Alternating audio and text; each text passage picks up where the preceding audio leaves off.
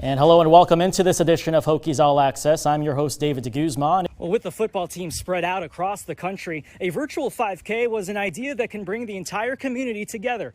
All you have to do is take a photo or video from your 5K and post it on social media. This is part of the 2.5-mile course of the cross-country competition, and riders will complete a lap of this course in about 12 minutes. This is huge. Top 10 matchup, first place in the ACC on the line, and not to mention, it's the Commonwealth Clash. You could probably hear, if you listen closely, behind me the cars racing around the paperclip, but what's been louder has been the protests and calls for change in this country. And for NASCAR, it was just simply too loud to ignore. The new normal will be apparent right when you walk in the gate, with temperature checks when you walk in, plus hand sanitizing stations located throughout the ballpark, and rows of seats marked off for social distancing. No, football withdrawal syndrome, that is a real thing. Let's get to the real question, though, of how this will affect the players. It's been such a mental challenge for them. Everyone's finding ways to work out while social distancing. But tonight on First at 10, find out how Williamsburg football is competing using a phone and social media.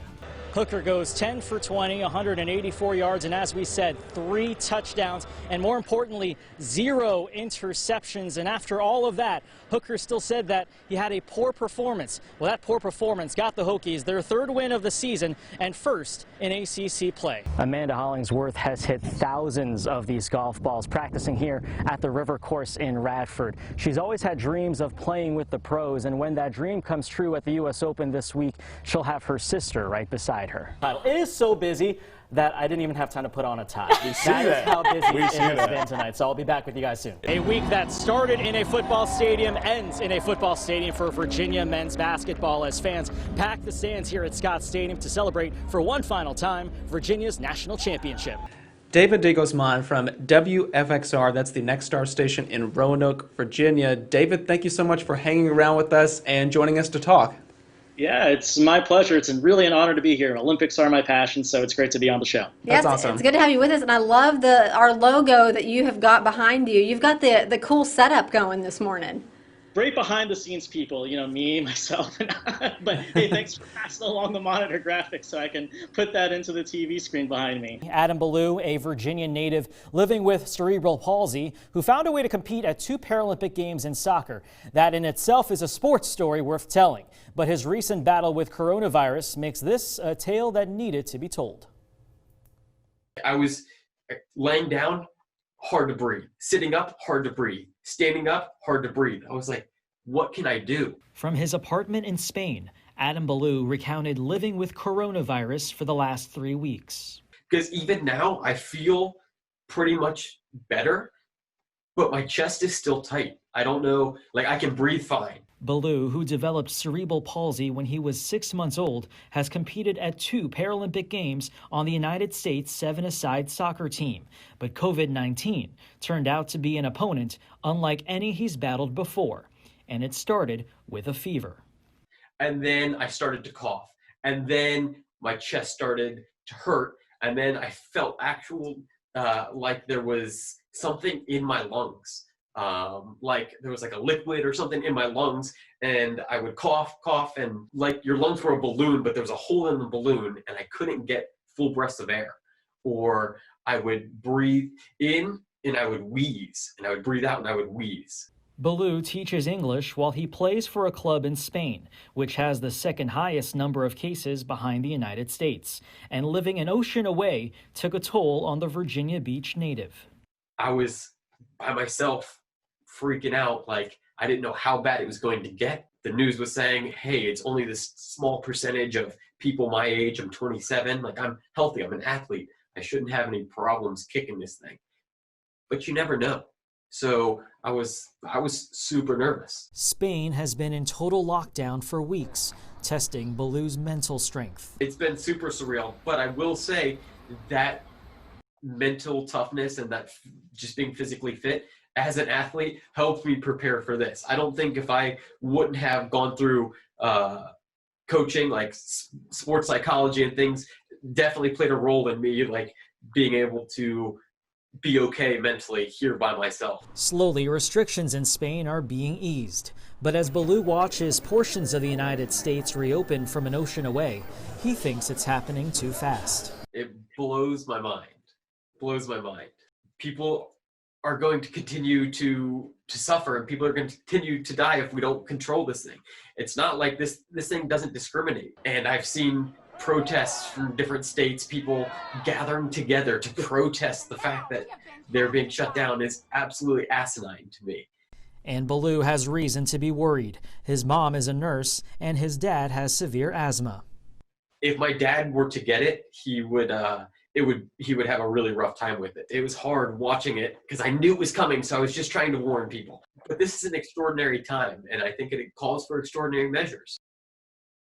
Yeah, Baloo told me his family in Virginia Beach is doing fine. Spain, by the way, announced today they plan to allow people to finally go outside to exercise this weekend. Baloo said he just wants to be able to see sunlight again. His apartment where it's located doesn't really allow him to do that, buildings, right? So, but it's great to hear from him. And yeah, I mean, he has an interesting message that I think has some credibility knowing what he's gone through. A powerful message from him for sure. Now, David, we'll want to start with you. I know you've been outside Lane Stadium all afternoon and getting a chance to speak with fans about the home opener. What have they been saying? Yeah, frankly, it's just been really strange here in Blacksburg. But after weeks of postponements, everyone's just really happy that football is back. The Hokies finally getting the season underway against NC State. A few inside and a couple more getting a glimpse from outside. I really can't complain with this. When most Hokies fans had to watch the game at home, this Virginia Tech freshman decided to take in the season opener outside Lane Stadium. When it comes down to it, you can hear the players, you can hear the game. You're not hearing it come through a TV. You're hearing with your own ears what's going on here tonight. And I think that's just an experience that I couldn't pass up, even if it is much less of an experience than it has been in past years. Yes, the lights were on, and yes, the Hokies took the field to enter Sandman. But game day in the age of COVID-19 had a different tone in Blacksburg. We've been here before where it's just been the whole feel of, the Hokie Nation, and now it's just kind of different, depressing, but it's still exciting. We're so happy to be here. With capacity maxed out at 1,000 fans, attendance was limited to friends and families of players and coaches. The lucky few grateful to get a seat inside. It's been crazy, everybody's waiting for it to start. We just ready for it to start. We're ready for Corona to be over with. Less than an hour before kickoff, and Beamer Way should be packed with thousands of fans heading inside Lane Stadium, but instead it's virtually empty. Without it being all the full fans, that means just we have to scream louder, so we're excited about that. Inside, cardboard cutouts replace the humans that would have been watching the game, while outside, ticketless fans getting as close as they can to the action. I mean, I can see the scoreboard right there. I could argue it's better. That's a huge TV up there compared to the little TV in my dorm.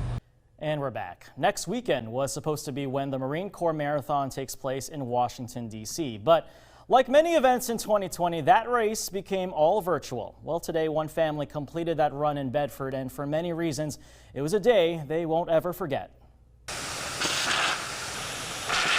All right, back. So they just hit Crenshaw? They just hit Crenshaw. For over an hour, they sat and waited. We just thought it'd be pretty cool for her to come and cheer them on. You don't have many 72-year-olds running the marathon, and their mother's still alive to cheer them on. Finally, they arrived. A group of runners, led by Charlotte Powers and her dad Larry, made their way around Overlord Circle, completing their marathon journey, where the arch served as the finish line, and the matriarch of the Powers family stood to greet them. That was one of the reasons that I started tearing up a little bit, sharing a birthday with her. And I am the baby of the family. For her to be able to see me as well as her son finish was just icing on the cake. Marathons are a bit of a tradition for Charlotte and Larry, and this run was meant to be the Marine Corps Marathon run in Washington, D.C., until the pandemic changed those plans. It's different. It's not the same feeling when you're out, when you start with 22,000 runners for the Marine Corps, but at the same time, when it went to virtual, we said, okay, it's still a race, it's still for the same purpose. When Charlotte decided to run the Marine Corps Marathon virtually with her dad, it made sense to end that 26.1-mile journey here at the National D-Day Memorial in Bedford. That's where she can find the name of her great-uncle, Jack Powers, one of the Bedford boys who died on June 6, 1944. When I start doubting myself, and I think that this is hard. I've reached around and kind of patted him and know that he's with me, and that what I'm doing is a very small price to pay to ensure that he didn't die in vain, and that the greatest generation isn't forgotten about. And Beth, it took a heavy toll. A lot of young people. That's the biggest thing that running's giving me is my time with my dad. And we get to talk about stuff that we may have not otherwise talked about because we're not looking at each other. Honestly, like this finish, I think means more to me than finishing in DC. Now, WFXR Sports with David DeGuzman. Yeah, so some wet weather at today's NASCAR playoff race in Texas meant not much actual racing on the track, and from what little action we saw this afternoon, that was Kevin Harvick who hit the wall on lap 30, just showing how tricky navigating the wet track is. It didn't get any better as day turned into night. The race is suspended and will resume tomorrow morning at 10 o'clock. Yeah, the NFC East has seen better days, but even in a division where all 4 teams are struggling, Dallas and Washington, always a matchup that fans circle on the calendar every year, and entering this Week 7 showdown, the 2 teams combining for 3 wins this season. So it seemed fitting that for 2 teams that are not doing so great, the first points of the afternoon happened like this. Andy Dalton coughing up the football, and it's recovered by Dalton Schultz in the end zone. 2 points for a Washington safety. And then a couple of minutes later, Antonio Gibson takes the ball and goes up the gut for a 12-yard touchdown, giving Washington a 9-0 lead. Then in the second quarter, Kyle Allen finding Scary Terry, Terry McLaurin, with a 52-yard touchdown as the football team from Washington goes on to win 25-3 over the Cowboys. I think the last few weeks have been pretty good. Once we've settled in, the nice thing is we've started fast the last couple of times, and I think that's helped us as a football team. It does show you sometimes when you do put points up on the board, how it kind of complements each other. So I think the things that we've seen, we can hopefully continue to build off of. It's also worth noting that Dallas quarterback Andy Dalton left with a concussion in the second half, and former James Madison QB Ben DiNucci took over. He completed 2 passes out of 3 attempts for 39 yards.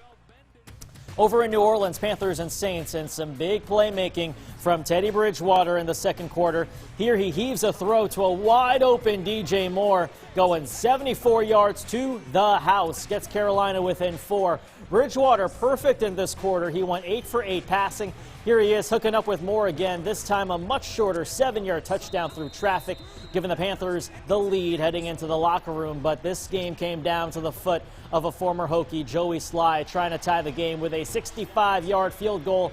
It would have been an NFL record, but his attempt falling short. So does Carolina. Saints win 27-24. That close. Wow. Still to come, Liberty football matching its best start to a season, 6-0 for just the 3rd time in program history. Why this weekend's performance was one for the record books when sports continues.